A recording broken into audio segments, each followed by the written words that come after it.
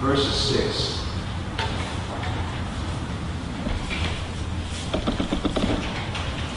Om Namo Bhagavate Vasudevaya.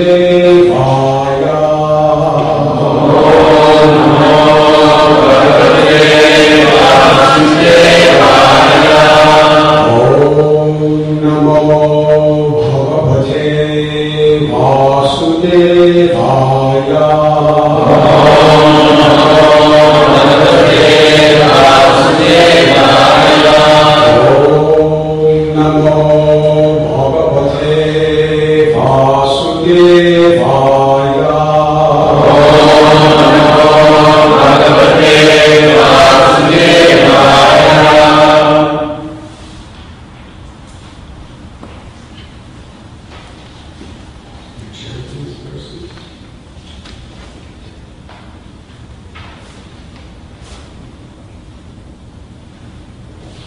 Saeva Bhagavan Ananto Ananta Gunarava Adideva Upasam Rithamarsha Rosadeko Lukanam Swasthaya Aste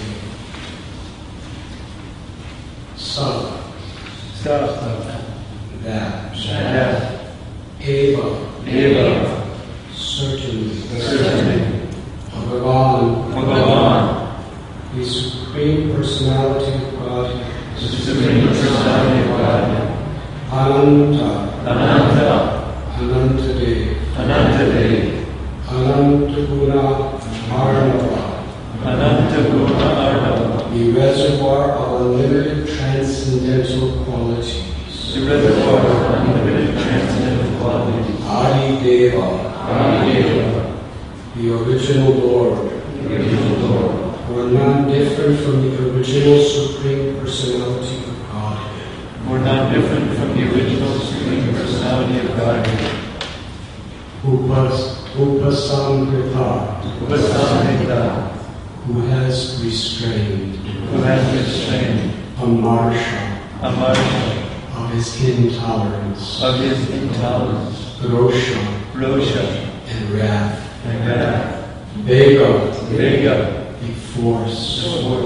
Lokana, of all people on all planets.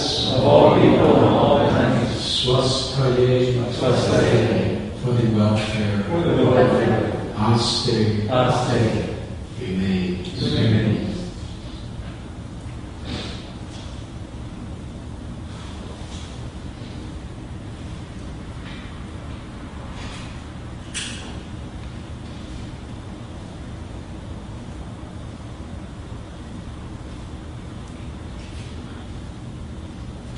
Lord Shankarshan is the ocean of unlimited spiritual qualities, and thus he is known as Anantadev. He is not different from the Supreme Personality of Godhead. For the welfare of all living entities within this material world, he resides in his abode, restraining his anger and intolerance.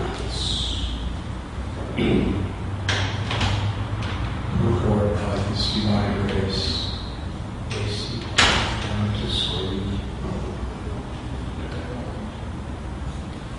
Anantadev's main mission is to dissolve this material creation, but he checks his anger and intolerance. This material world is created to give the conditioned souls another chance to go back home, back to Godhead. But most of them do not take advantage of this facility. After the creation, they again exercise their old propensity for lording it over the material world. These activities of the conditioned souls anger Anantadev, and he desires to destroy the entire material world. Yet, because he is the Supreme Personality of Godhead, he is kind toward us and checks his anger and intolerance. Only at certain times does he express his anger and destroy the material world.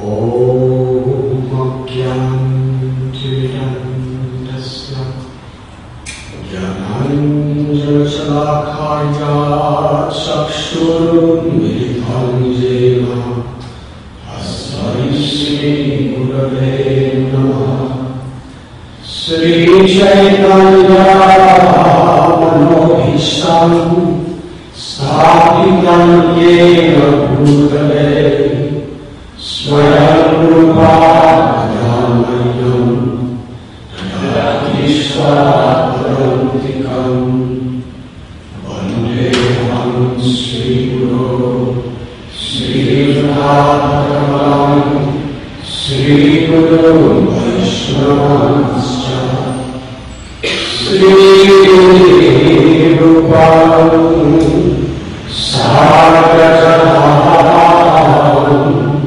Sakana Raghunathan Vikam Tam Sajivam Sadvaitam Savadutam Parijana Sahitam Krishna Chaitanya Devam Sri Radha Krishna Bhagavan Sakana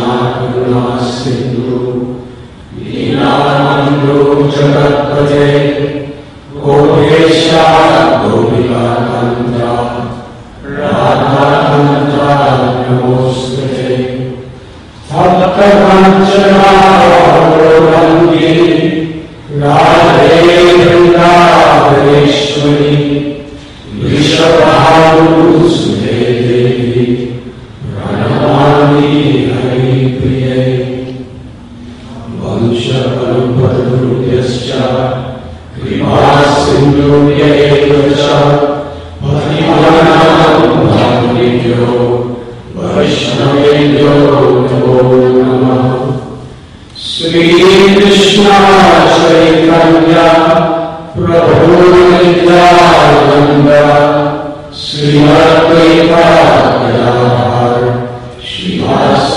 Gaura Bhakta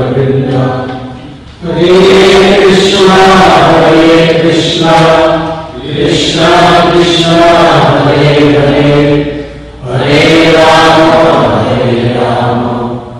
Rama Rama, Hare Hare. Lord Shankarshan is the ocean of unlimited spiritual qualities, and thus he is known as an undertook. He is non-different from the Supreme Personality of Godhead. For the welfare of all living entities within this material world, he resides in his abode, restraining his anger and intolerance. I'm very grateful to be back with all of you in this work.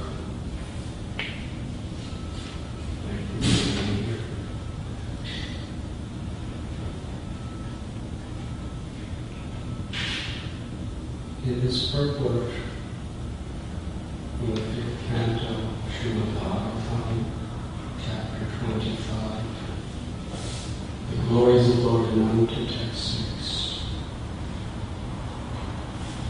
Srila Prabhupada writes that this material world is created to give the conditioned souls another chance go back home, back to Godhead. But most of them do not take advantage of this facility.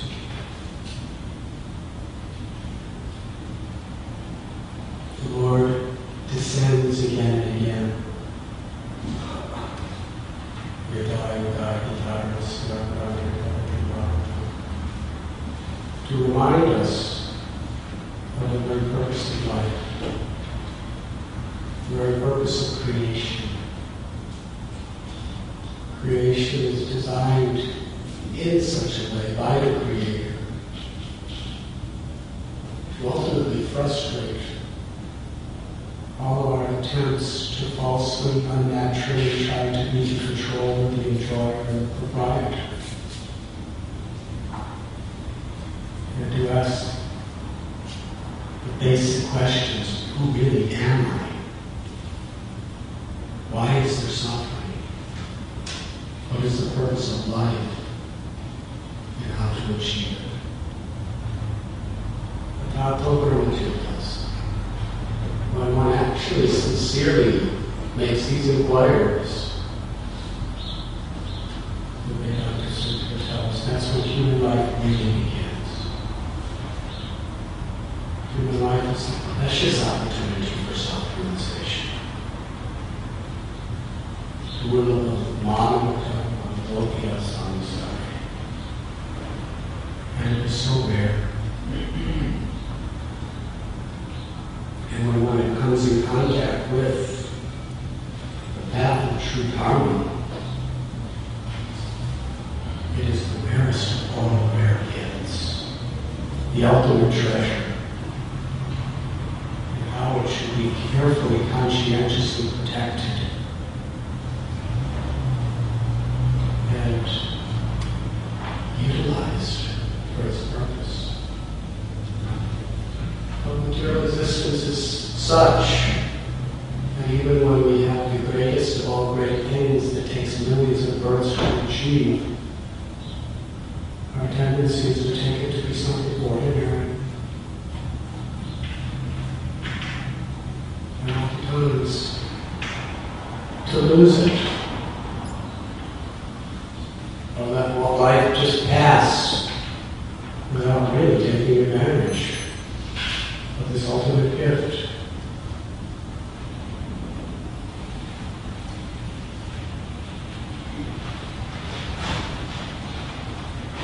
There's that famous story of one of Srila Prabhupada's disciples.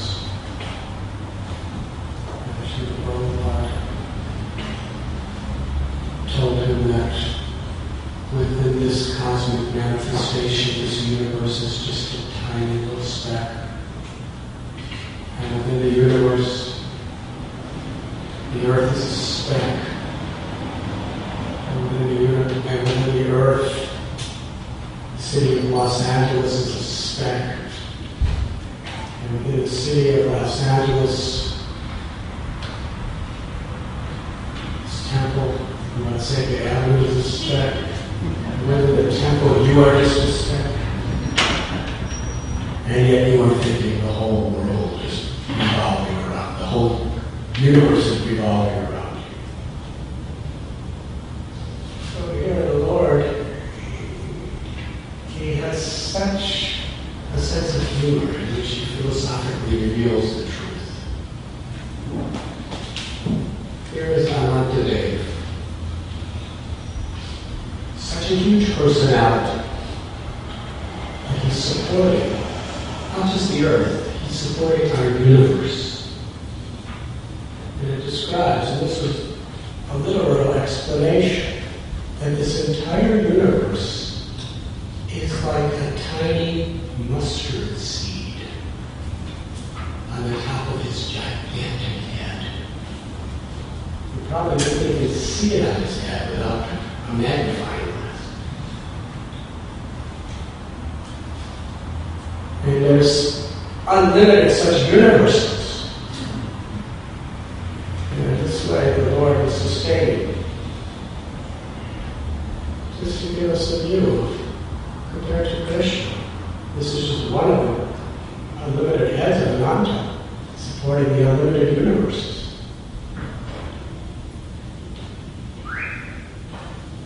And yet, we think our car is so important. We think our property is so important. And unfortunate people are fighting wars over a tiny little tract of land.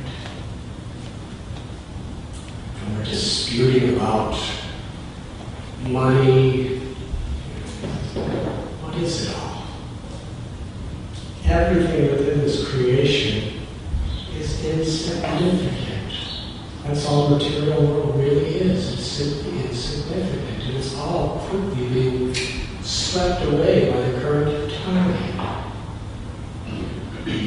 You can't hold on to anything. We're very wrong. Either it's going to be lost in this life or it's going to be lost in death. It's inevitable. Our bodies, our relatives, our property, everything. But in the path of bhakti, we understand. We don't know from a material perspective. It's all dukkha and shastra. Living is a source of misery because everything is going to be taken away. And whatever you have, you never have enough.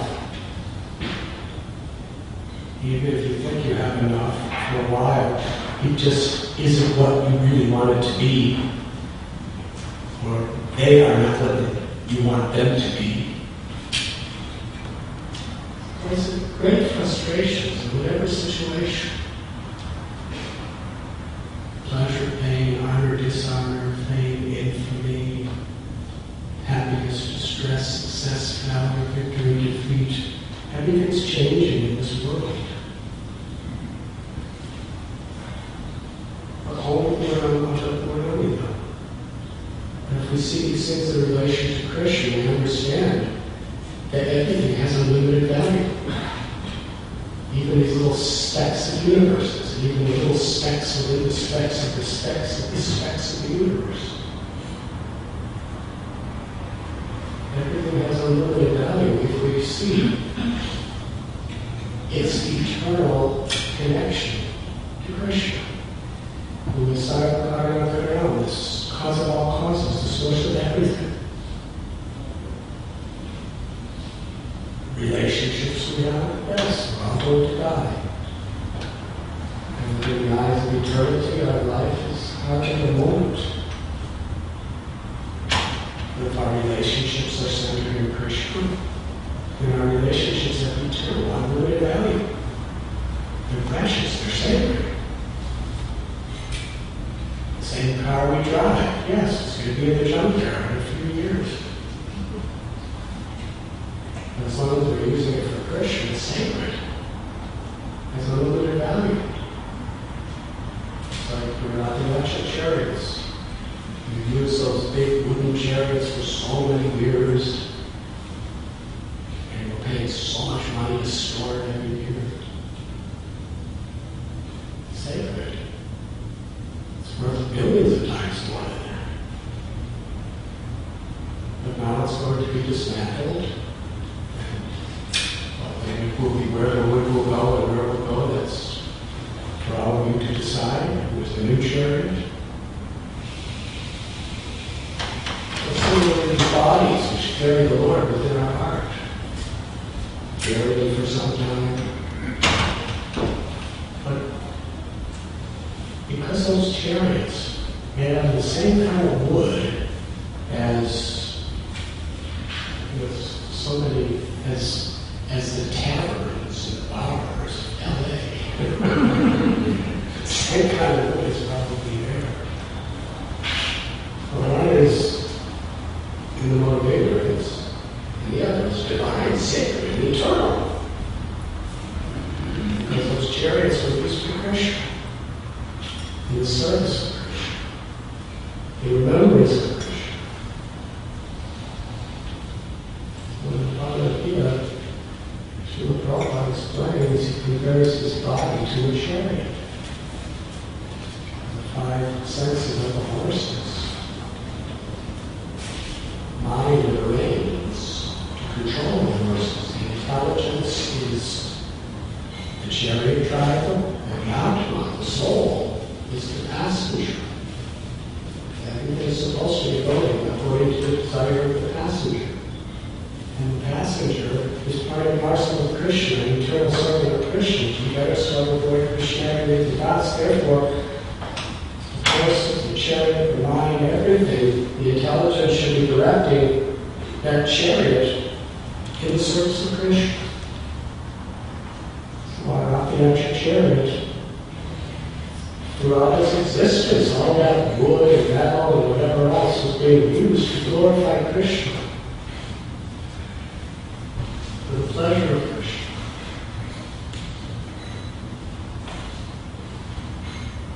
So that's our choice. What is the passenger, the outline in this body going to do with this chariot? Is it going to be a Radhanatha chariot? Is to glorify the Lord, bring other people to the Lord, for a joyous festival of life? Or is it going to be used for so many other purposes that this chariot is used for? Trying to be the controller, trying to be the enjoyer, trying to be the proprietor, and becoming entangled in endless karmic complications.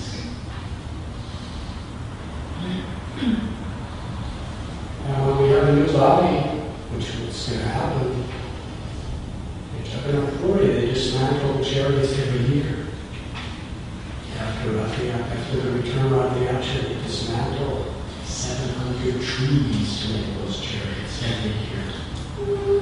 And they use it, they burn all the wood to cook for the deities. And it is chariot. Similarly, according to the Vedic standards, the chariots of our bodies are going to be burned. Or according to the Western standards, they may be buried. Either way, finished. But the eternal sacred value of why we have it, and what we have, and our relationships. As long as the chariot driver of our intelligence is always focusing toward the will of the soul in the service of Krishna, then we can actually perceive the sanctity, the sacredness of everything that exists in this material world. Krishna says in Gita, the one who sees me everywhere and everything in me, for him I am never lost, nor is he ever lost to me. We see that everything is an expansion of Krishna's energy. In that sense, through the philosophy of Mahaprabhu, Sri Chaitanya, Achintya Veda Veda Tattva, we understand how everything is one with God and different than God. As the sun ray is one with the sun, but different from the sun. Krishna is the cause of all causes, the source of everything that exists, and the ultimate object of everyone's love. But everything that exists, apparently spiritual or material, is Krishna's energy. Therefore, it's an expansion of Krishna. It's perfect. It's sacred. It's beautiful. If we see it in that light. Even death is beautiful when we see it in that light. And birth is beautiful. Because we're not seeing through the eyes of flesh, which just sees flesh and blood and material elements. But we're seeing through our heart. We're seeing through knowledge of the soul. And therefore we're seeing the beauty of Krishna in every opportunity that there is for anything to be realized for Krishna's pleasure. Srila Prabhupada sublime teaching to us. I remember once seeing Srila Prabhupada, he was using this example. He said, is this microphone and speaking material or spiritual? If it's used political speeches, or singing passionate songs, then it's material. It's not the microphone's material, it's your perception of this material. But if it's used to glorify Krishna, to chant Krishna's names, then we see its true essence. We see its inherent spiritual potential. It's spiritual.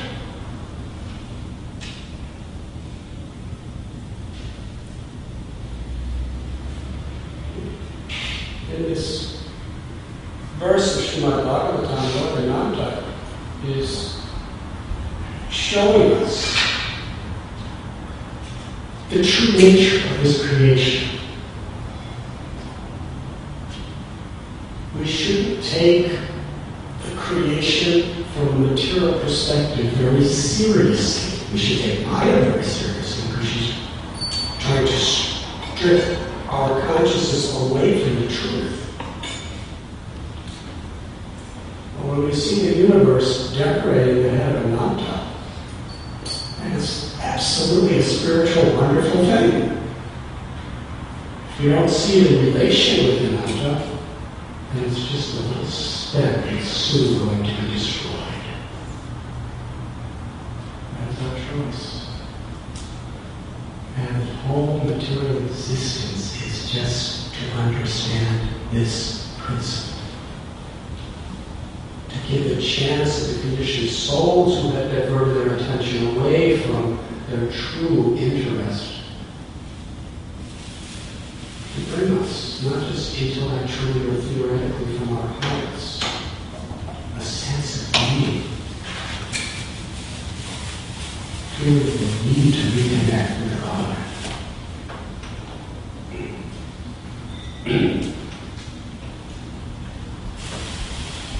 And Srila Prabhupada explains that everything of this universe, all qualities, have their origin in perfection in Krishna. Even anger and intolerance. We're told that anger and intolerance are enemies to self-realization. They implicate us so much in illusion and ignorance. But here we see that Lord Ananta, the Lord, Shankar, he has anger and intolerance. But his anger and intolerance is an expression of his love. It's not an expression of his frustrated ego like ours. Material anger and frustration is simply nothing more than that. We're not getting what we want. Things are not going the way I dictate they should go. This world is a place of anxiety because things simply won't go the way you want. And when they do, it's just setting you up to become attached. Very difficult.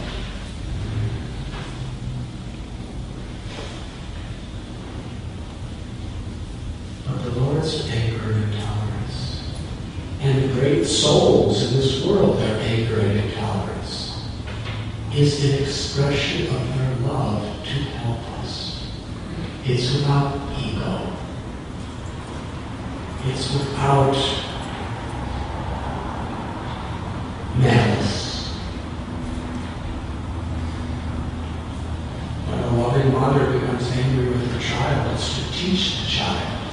It's not that she hates the child. The anger is just a tool to help the child to understand. Sometimes, Srila Prabhupada, when somebody was not understanding things properly or when they were taking things very cheaply, he would demonstrate anger just to shake people up, to understand the seriousness of this subject.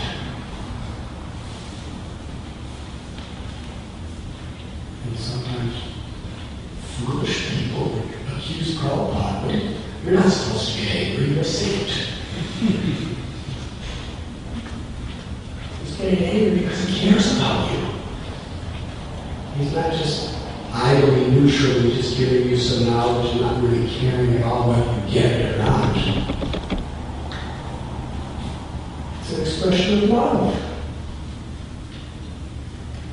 and tolerance. You should hear Mahaprabhu he teaches us Amani Amanani. We should be, devotee basation. We should be more talented than a tree. Completely talented. But yet it describes the Lord as intolerant. As an expression of compassion. Cannot tolerate seeing his beloved children suffering. When he's giving his beloved children the highest ecstasy of divine love, and we reject that to choose a life where we have to suffer, birth after birth after birth. Chaitanya Mahaprabhu told to Haridas Thakur, I cannot tolerate seeing the conditioned soul suffering like this. How will they be delivered? Haridas Thakur said, they're chanting, you're getting everyone chanting the holy name, so everyone's going to be delivered. Well, what about the inanimate objects, like the trees and the plants? He was unable to tolerate the suffering of the trees and the plants being bereft above God. And Haridas Thakur said, but when you hear the echo of your chant, that's the trees and plants chanting in return. And this way, Thakur Haridas, he didn't just say these things, but he was willing to get beaten in 22 marketplaces to give this beautiful gift of love of God to others through the chanting of the holy name. This type of intolerance is the highest virtue of quality because it's based on selfless love and compassion. Any quality, when it is springing from a genuine love of God and compassion to all living beings, are the most beautiful ornaments. But those same qualities, if they're springing from the egoistic misconception that I'm the enjoyer, instead of liberating us, they entangle us.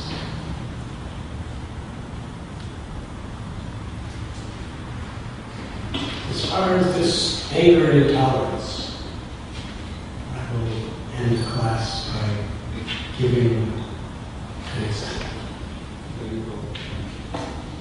Lord Shankar Shan or Ananta is a non-different expansion of Lord Balaram. That you're so nice to see. Such a scholarly saint. The Shankar Shan, Ananta are expansions of Lord Balaram, whose appearance here was just a couple of days ago. We'd like to remember it.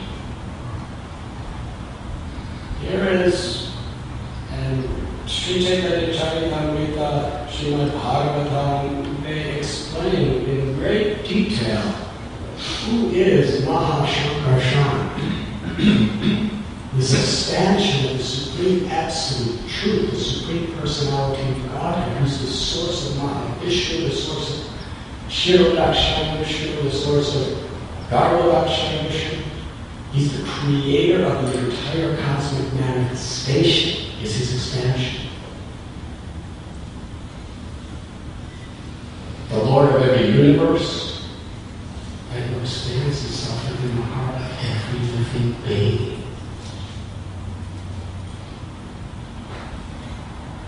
Coming from Shankar Balaram is an expansion of Krishna.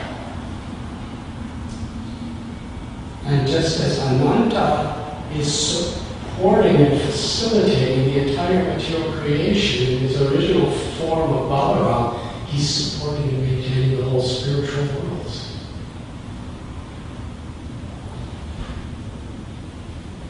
Lord Balaram expands himself to sustain the entire abode of Goloka and all of Vaikuntha. And it's such an ecstatic spirit of servitude. He's so enthusiastic. Although he's the supreme God, he wants to show that the highest quality of happiness is to serve. Balaram is God. He could just say, I love. He wants to serve. And Krishna, all he does is serve. And Radha, all he does is serve. And Hanumanji, all he does is serve. This reciprocation of service and love is the highest expression of spiritual perfection. So we love. So Balaramji, he is so enthusiastic, he expands himself to be the jewelry of Krishna, the shoes of Krishna, the couch of Krishna, the bed of Krishna, the clothes of Krishna. Nothing's just inanimate, it's all Balaram. I'm here for you, Krishna, in every possible way. The very land that Krishna walks on, Balaram expands himself.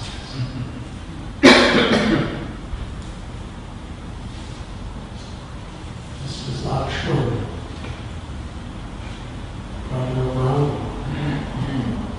His life, his soul, his everything. Lakshmana is not different than Balaram. Just serving. He didn't sleep for 14 years. He was just awake to guard and render any service. Here he is, Lord Shankarshan, the source of Ananda, who's holding all the universes on his head. And Lakshmana is going on and picking herbs, and picking flowers, and giving them to Sita to make garlands for Rama. When they went to Chitrakoot, Lakshmana got straw, and cut wood, and made a little house for Rama to live in. All by himself. Didn't hire a construction crew. Did it with his own hands. Such a menial service. Just breaking trees and tying them together. He didn't have nails and hammers. He would just take twines from creepers, from trees, and wrap them around the wood in such a nice way to make them a structure to live in.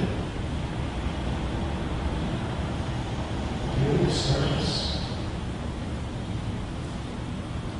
The Lord Balaram descends into this world just to help Krishna in attracting the hearts and minds of the conditioned souls back to his loving eternal service. And I'll give an example of how, Lord, one time, Lord Balaram became angry and intolerant. Out of his supreme compassion for all living beings. Would you like to hear it?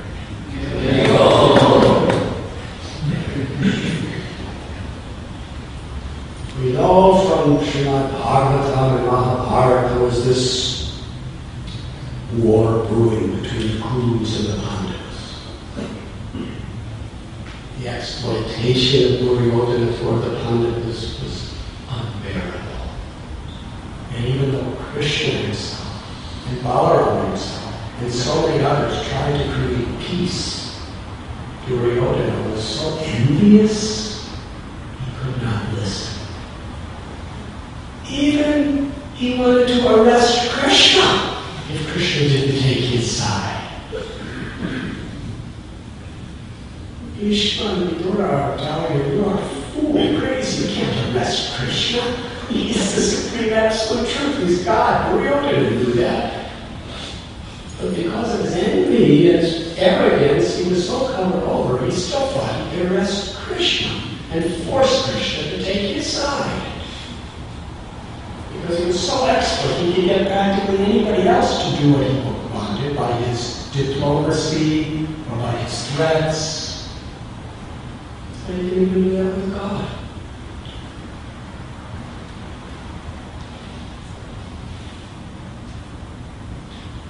When he sent his armies to arrest Krishna in his assembly, Krishna manifested the Radha, the universal form. All the soldiers ran away. And all the weapons. And nobody went near him.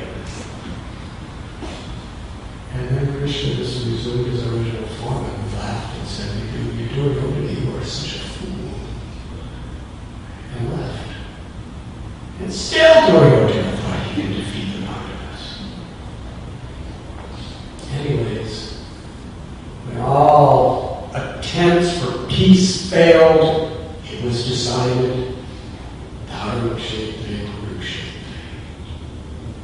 in the field of sacrifice called Kurukshetra, they were going to fight this war.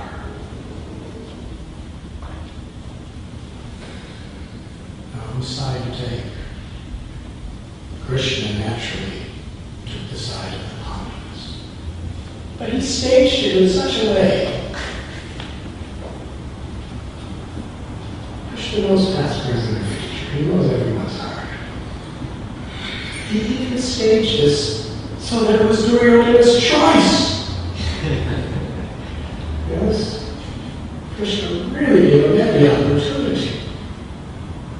So you could have one actually division of my soldiers, or you could have me, but I vow I won't fight. Which one would you like? Duryodhana, if you're not going to fight us, you said you won't take Krishna. Arjuna was very happy. I know you, Krishna. Wherever you are, there is victory.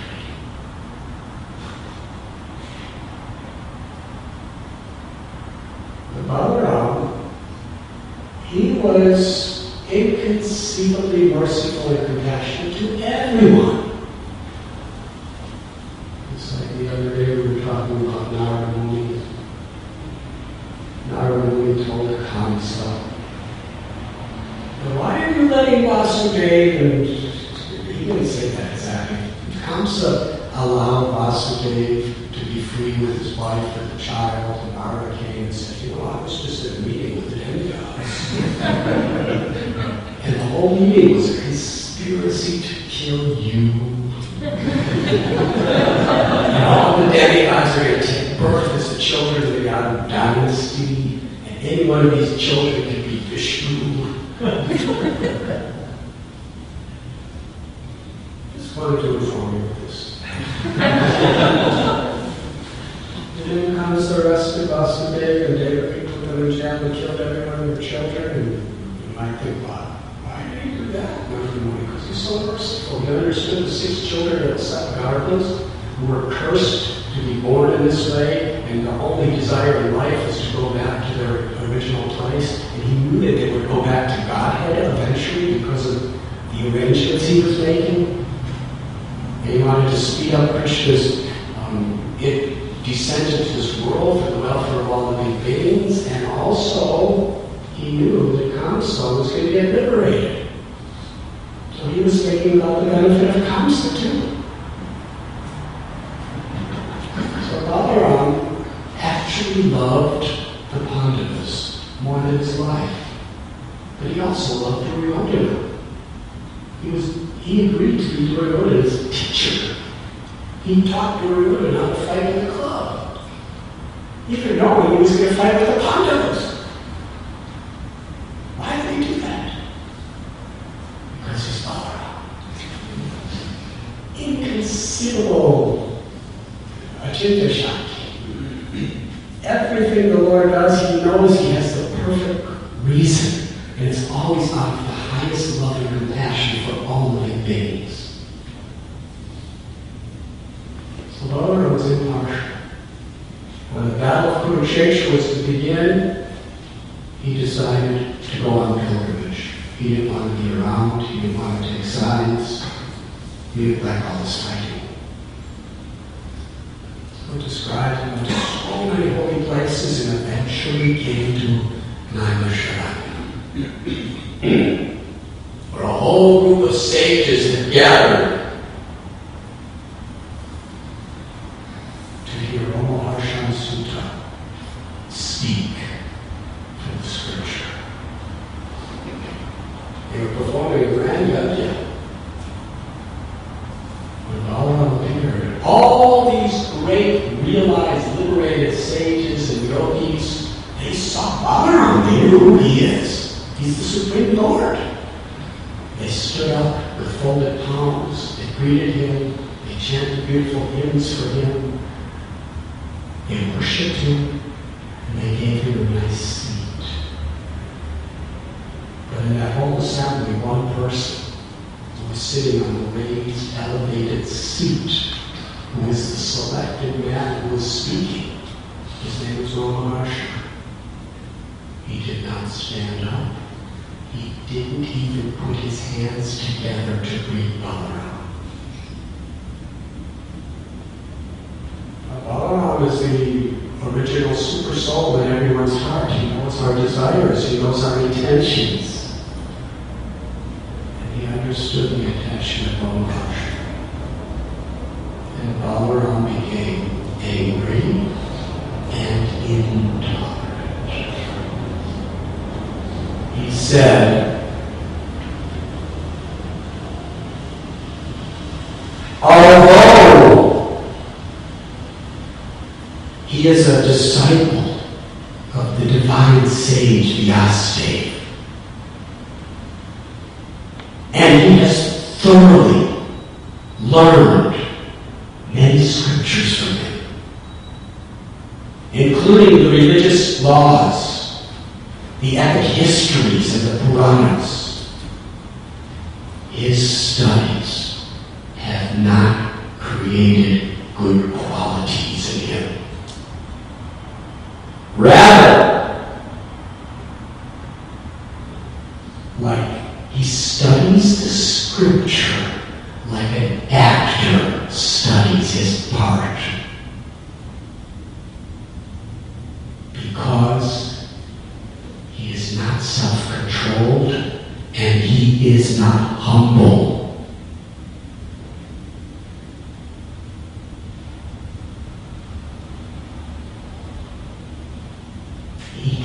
He vainly considers himself a great leader, a saint, and a scholar, although he cannot control his own mind.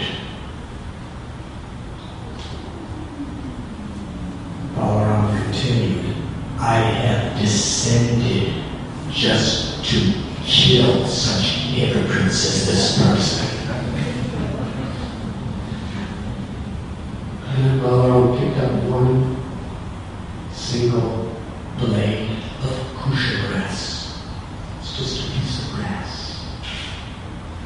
But it's a piece of grass used for sacrifice. And Balaram was about to perform sacrifice. I guess you could call it a human sacrifice. Balaram took that blade of grass and with the tip of the grass he touched Romaharsha. Romaharsha fell dead.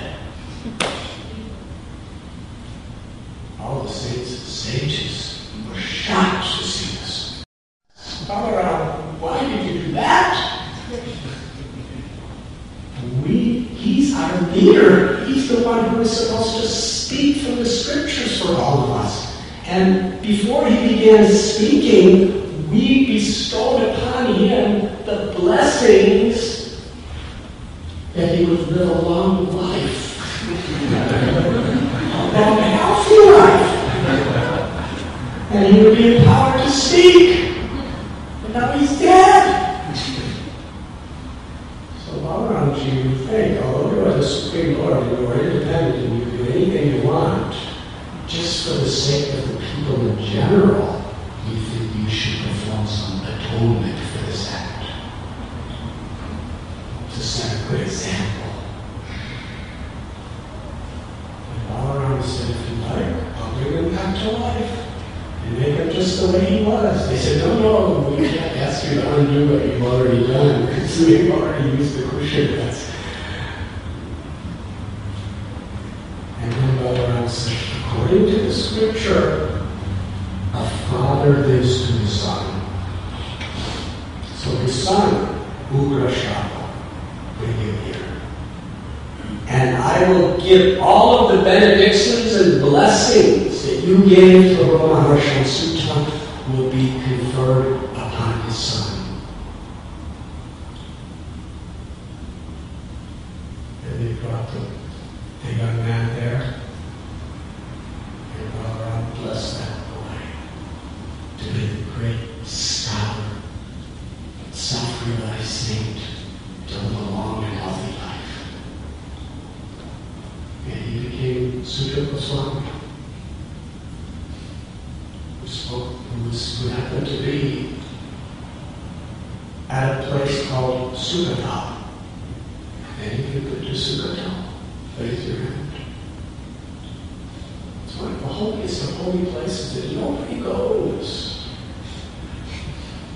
It's a place where Sukadeva Goswami spoke Srimad Bhagavatam to Parishma. It's between Rishikesh, Hardwar, and Delhi. It's off the road about an hour. There's a banyan tree there, the bank of the Ganges with Bhagavatam spoken. Sukadeva Goswami was there, and he heard it. And he understood everything. And he came back to Naimisharani and spoke the whole Srimad Bhagavatam. So isn't it interesting that Krishnadas Kaviraj Goswami, he writes that it's only by the mercy of Lord Nityananda Prabhu that I came to Vrindavan. It's by the mercy of Nityananda Prabhu that I've understood the teachings of Lord Chaitanya and I've been in the association of Rupa Goswami and Raghunath Das.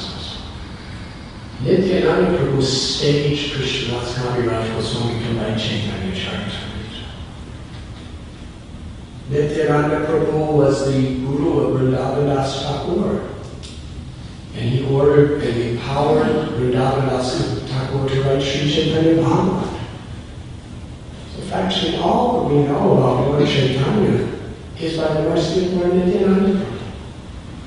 And in a similar way, the Srimad Bhagavatam,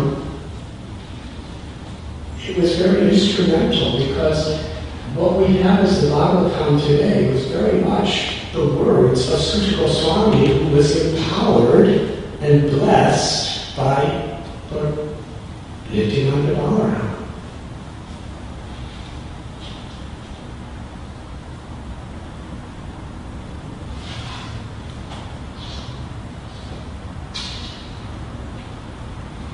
Then the sages said, in order to set a good example, these are the things we would like you to do, to atone for killing his father. One is there's a demon named Balvala, who's always disturbing our devotional activities. He's cruel, he's a murderer, he's a killer. So please liberate him. And then for the next 12 months, for the next year, go on pilgrimage to all the holy places and bathe in all the kunds and bathe in all the rivers and worship all the temples and like that. And although he's Balaram, supremely powerful, he loves to serve his devotees. With folded palms, he said yes. And he liberated Balabala. And then he went on a pilgrimage for 1 year. So humble. To atone for liberating a person. Now it's also interesting what Balaram was trying to teach us by killing Ramana Shamsut. Although he may have performed tapasya, he may have studied scriptures, he may have done all kinds of pujas. If all those things don't produce good qualities, it's useless. That's the purpose of all these things, to produce good qualities. I often cite a particular statement Prabhupada made, which was so sweet. He said, philosophy has little or no meaning unless it produces good character.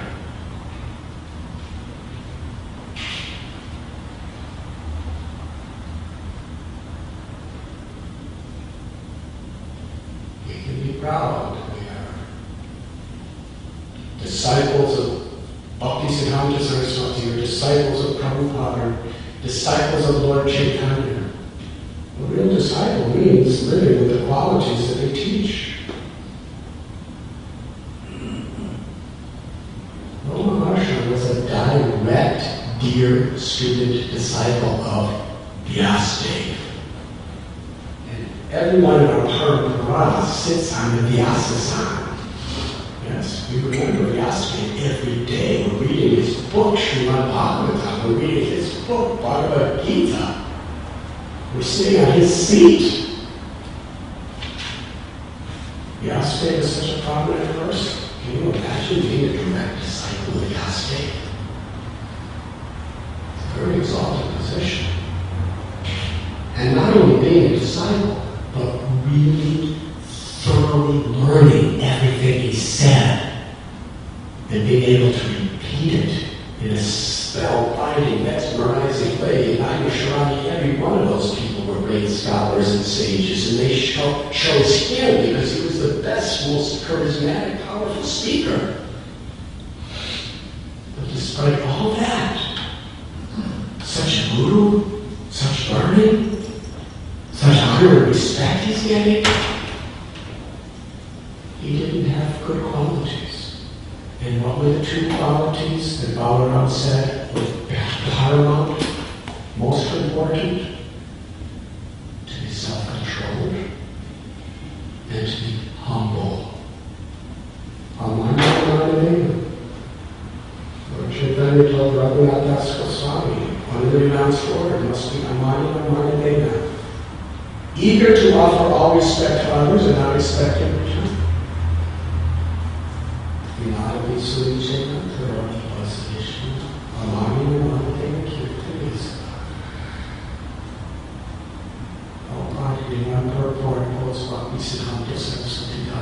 Prabhupada elaborates on it. So you can chant the Hare Krishna Mahamantra birth after birth and never attain perfection until you chant with this quality.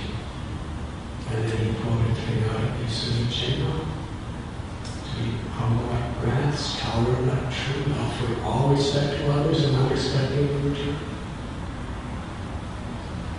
It's not a detail. It's a priority on the path of pure bhakti. It's not how much you know. It's your humble service attitude. That's what makes a person great in the eyes of God, like Balaram. And Balaram said, all the reading of the scriptures is like an actor just studying his part. Because when an actor studies his part, it's just for a show, for others. But an actor doesn't live the part. When we study the scripture, the scripture, whole purpose is to live what's there. And predominantly it means self-control and humility.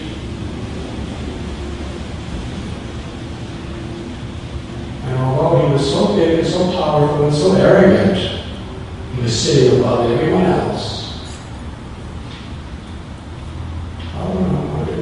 Wanted to show, as far as I'm concerned, you are less than this piece of straw. Even this piece of straw can kill you. You're so insignificant and so useless. Haribo! Punched him with his fist. That would give him some importance. The Lord's fist killed him. You think you're so great, you're sitting above the greatest sages in the world, and you're such a great scholar, and you know billions of verses, and you can speak in such a way that hypnotize so many people and so many beautiful melodies. As far as I'm concerned, because you are not humble and you have no self-control, you're less than the straw. I'm going to prove it to you. The straw is going to cover you. So this anger and intolerance is important in being a devotee. But that same Lord Balaram comes again in the Kali Yuga as Lord Nityananda. Brajendrananda Jai Sachishuddha Yoshe Balarama Hoi Gopinath. And as Lord Nityananda instead of touching the demons with it, dispatching them, he puts it in his own mouth, which, according to the Vedic culture, this is the ultimate expression of humbling yourself before another. It's a sign. When you put straw and put it between your teeth, it's approach somebody with folded hands. It's considering you're really, really humbling yourself, and I'm lower than this straw at your feet. The Lord Nityananda Prabhu took that straw between his teeth, and he approached even the most fallen souls. So many Romaharshan sutras were there in Autobiography. And even Dina Hinayata Shiva Harinama Utharilo Tarasakshi Jatai Madhai. Even approached Jatai Madhai. And with that straw between his teeth, he would get on his knees and beg people. Even criminals, even sinners, even every type of person, without discrimination. Beg, please, chant the names of Krishna, worship Krishna, speak about Krishna. Krishna is your mother, Krishna is your father, Krishna is your real wealth, Krishna is your life and soul. Please chant the names of Krishna.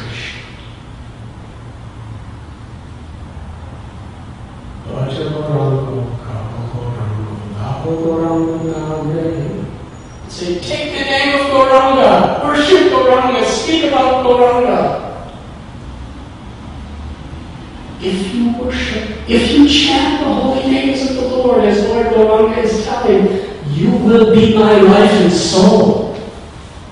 And if anyone took to the chanting of the holy names, Lord Nityananda Prabhu would weep and cry and embrace that person and say, you are my life and soul. And if people refused and said, get you Abadunta, useless beggar, get out from here, parasite, out from here, get a job. They're talking to Balaram. He could have picked up a piece of kusha grass. He had it in his mouth. That's the problem. And he would fall at their feet, roll on the ground, and beg them with tears of compassion, please, I don't mind what you've done. Just chant the holy names. And when Madhai was appealed in this way, not only did he blaspheme Nityananda Prabhu, he chased him down to kill him, but Nityananda Prabhu came back and asked him again. And then he picked up a big pot and he smashed the pot on Nityananda Prabhu's head, and he was bleeding, the blood was coming down in his face and his clothes.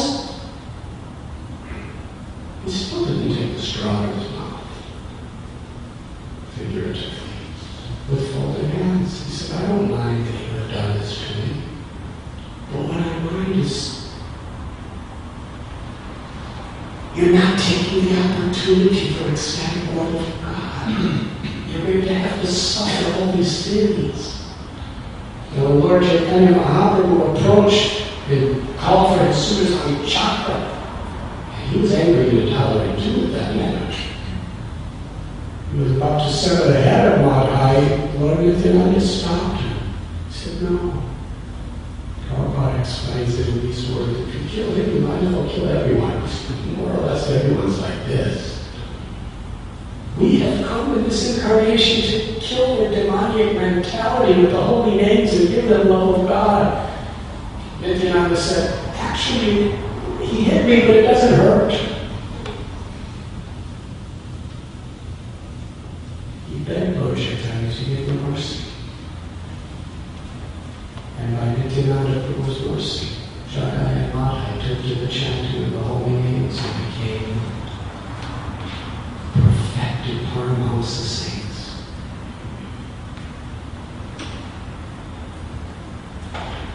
Srila Prabhupada is in the line with Lord Nityananda. in the form of the Parabrahma, but in the spirit.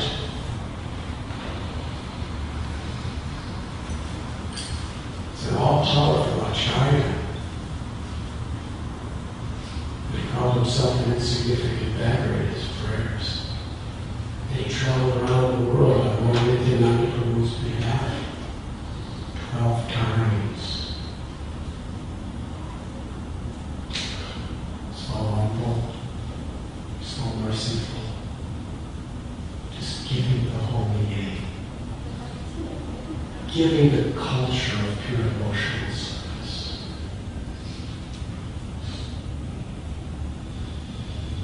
And cities and towns and villages all over the world, the days of morning time. And here we have Shri Krishna around.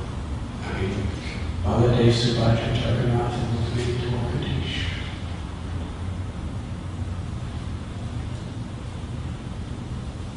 To fulfill on the highest level the real purpose that Lord Radha keeps these little bruises on his hoods. Gives all the opportunities to realize our unlimited, eternal, spiritual potential as parts and parcels of Krishna. And lovers of God, as compassionate instruments of God's love. And it can all be accessed by having a humble service attitude and chanting holy names. Hare Krishna, Hare Krishna, Krishna Krishna, Hare Hare, Hare Ram, Ram Ram, Hare Hare. Thank you very much. Can you go?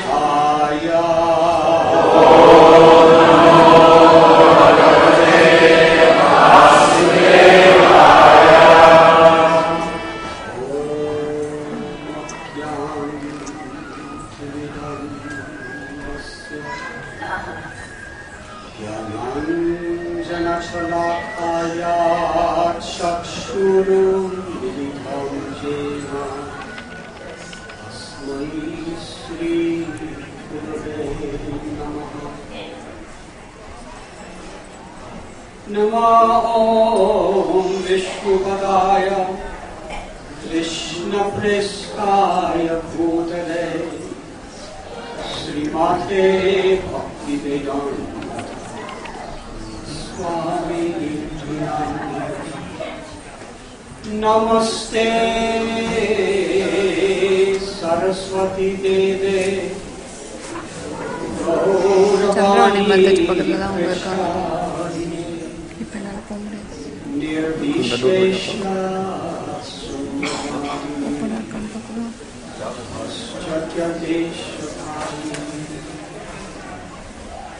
He Krishna Karuna Sindhu Dinabandhu Jagatpate Gopesha Gopika Kanta Radha Kanta Namaste Jayatam Surathao Pango Mama Mandamathir Gati Matsarvasva Padamboja Radha Madana Mohana Divyatvarindaranya Kalpatumata Srimad Ratnagada Simhasanastha Sri Sri Radha Swami se Namasmarani Sriman Ras Rasarambi Vamsivatha Harshan Devu Sunagopi Gopinath Krishna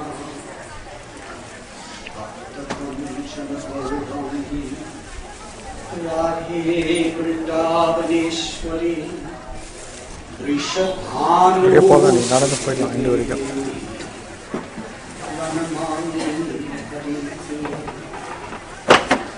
Vanshakalpatarobhyascha Kripa Sindhu-Vacha Patitanam Paramya Vaishnavya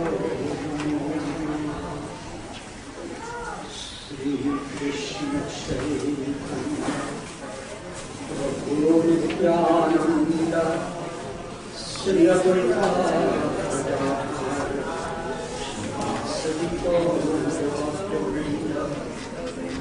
Hare Krishna, Krishna Krishna, Hare Hare, Hare Rama, Rama Rama, Hare Hare.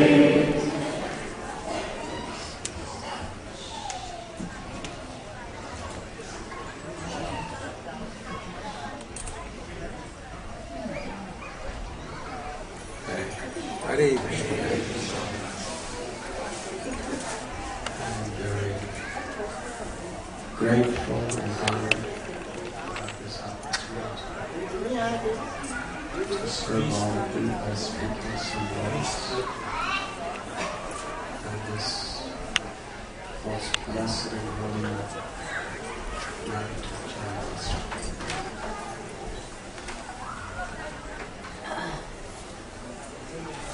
Before I sat on this seat, I offered a prayer to my beloved Guru Maharaj, His Divine Grace, Radhanatha Swami Prabhupada.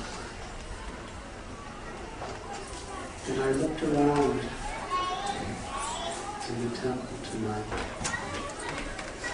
and something came into my heart that I'd like to share with you.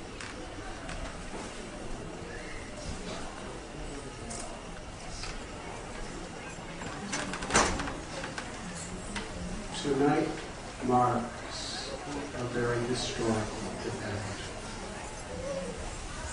In addition to Krishna's advent into this world.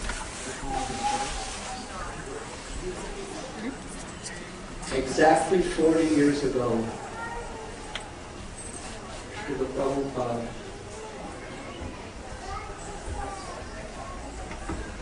was on the cargo ship Jaladuta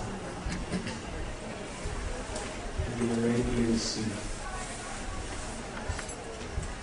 The only Vaishnava on the whole boat.